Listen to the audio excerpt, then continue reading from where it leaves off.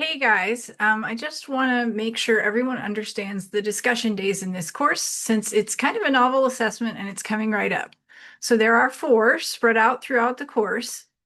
Each one is worth 15% of your score, and so collectively that's 60%. There are 5 points that you can earn automatically just by doing a comprehension check.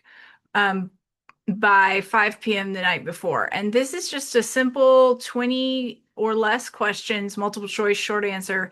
And they're just going to help you get organized, to participate in your team that next day. And again, it's pass fail. You just do it and then you can discuss it, on discussion day. And so you'll get a point there. So 6 points can be completed pass fail for participating ahead of time. Okay. Discussion day is a live event. You must attend and participate fully to obtain credit. So please mark the discussion day count, moments of the class in your calendar. Um, if you have a family emergency and you cannot attend a discussion day, then come see me in office hours and we will figure something out. Um, so the basic idea of discussion day, it's my vision is a little like a game show. I hope this is fun. Um, you're going to work in a small group to create a comprehensive, as far as what we know in the course so far, an accurate answer to either one of your student questions or one that I wrote. And I score each question based on a rubric. You can get a high score even if your answer is incomplete because you may have pitched a question that we haven't finished where we haven't finished learning the neuroscience. We need to understand to answer it fully. So what I'm really looking for is just how well you're able to marshal the facts and concepts from the course so far and apply them to a new question, maybe one of your own questions. Okay, so in order to prepare for discussion day, I want to invite you to consider what I feel like were the five big themes that came out of you guys' student questions.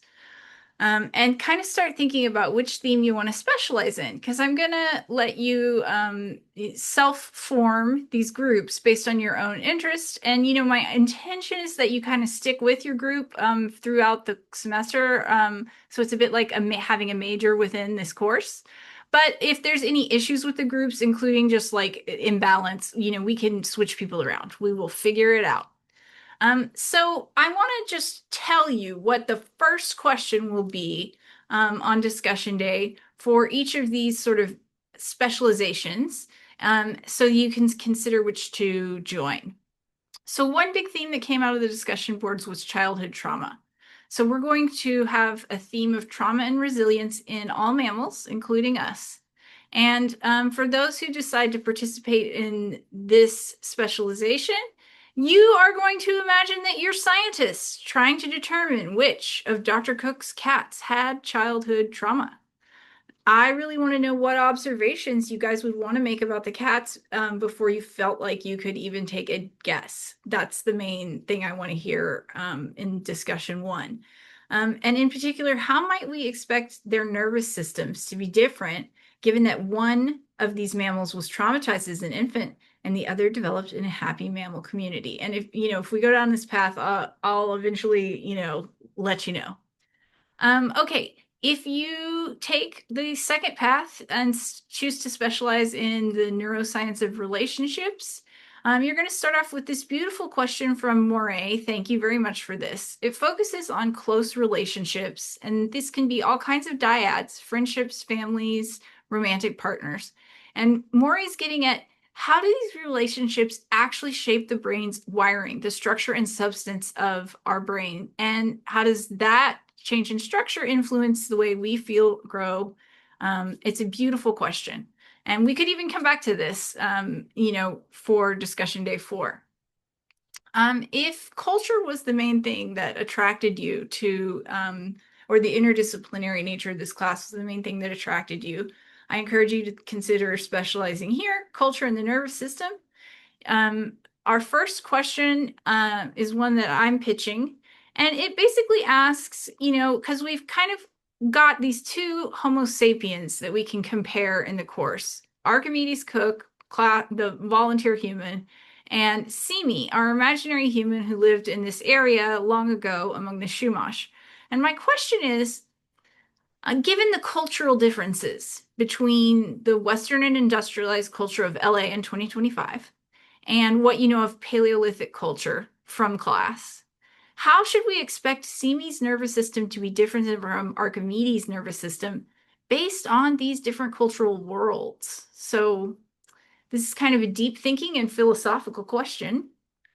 Um, this specialization, brain injury and mental health and cultural context, it's highlighted because I want to draw your attention to it. If you are feeling at all nervous about participating in discussion day, this is a great path to choose because we're going to just tackle a bunch of mental health questions and discuss neuropsychiatric conditions in general, and we'll kind of popcorn around. And I will always make sure the question is answered in the course.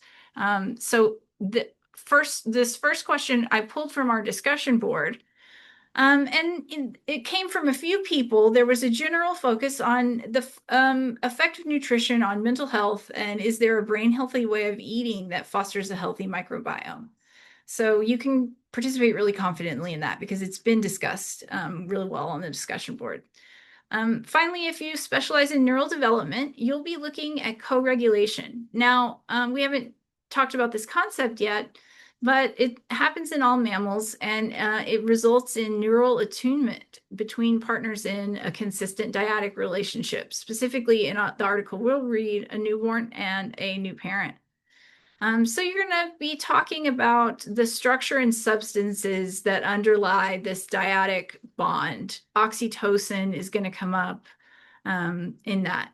And that's not to say that co-regulation might not be an important thing to talk about in every other answer that we hear on discussion day. So you can look at what question 2 will be. We've got one from Sadie, from Daniel, from Aiden, from Juliana, and Valerie. So thank you for your thoughtful questions. And here's just some ideas about stuff we could go on to answer in each specialization. So I hope that makes sense. When you come to class on the 11th, just be ready to pick out a specialization ahead of time so we can see if the groups form up nicely. Okay, thanks for listening.